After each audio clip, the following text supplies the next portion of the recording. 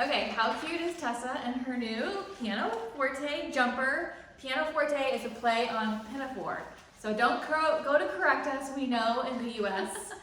We call these jumpers, UK calls them pinafores. Let's get past that. Okay, Tessa just sewed up her first sample. This is not the completed pattern, but this is one of our samples. And I wanted to show you something. So Tessa, you're 5'2", 5'3"-ish? On a good day. 5'2". She's petite. And the patterns are drafted for 5'5", but she did it straight without any adjustments. And I wanted to show you something, and it's such an easy adjustment. So she's got like a little bit of folds right here, but the biggest telltale sign to me is, Tessa, if you turn around, she's got like extra fabric here. Let me show you.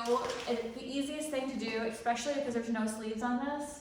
If we just pull up the shoulders seams like here, and I would say like ½ inch, maybe 3/4 of an inch, those puckers go away, and if you turn around, it also goes away in the back. So that's the easiest thing. And to do that, you just take your pattern pieces. Now you would do this on all the pattern pieces except for like the pocket. And you're just, for Tessa, since she doesn't have a sloping shoulder, she has a normal slope for her shoulders.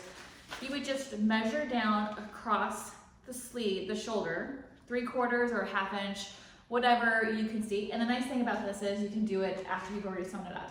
So, you know, this isn't after, I mean, you might have to unpick some things, but actually, you know, it's easily accomplishable on something that's already sewn up. Anyway, so you just are measuring down straight from the shoulder and then trimming that off. Now, if you have a sloping shoulder, which Tessa doesn't have, but I know this is a common thing, especially in this digital age, where we're hunching over and our shoulders are changing their slope. You would do the same thing, but most likely you would just need to take it off on the end, and so you would blend from from what we already have for the shoulder to your mark. So it would be like an angled line? It would be an angled line, so you're changing the angle of the shoulder if you need a sloping shoulder. And that's going to be in the tutorial, right? Yeah, and that will be in the instructions, but I thought this was like a good example of what it would look like before and after. So, yeah, I'm excited to get rid of that in the Yeah. back. Yay! Yeah, super easy. Thanks. Yeah.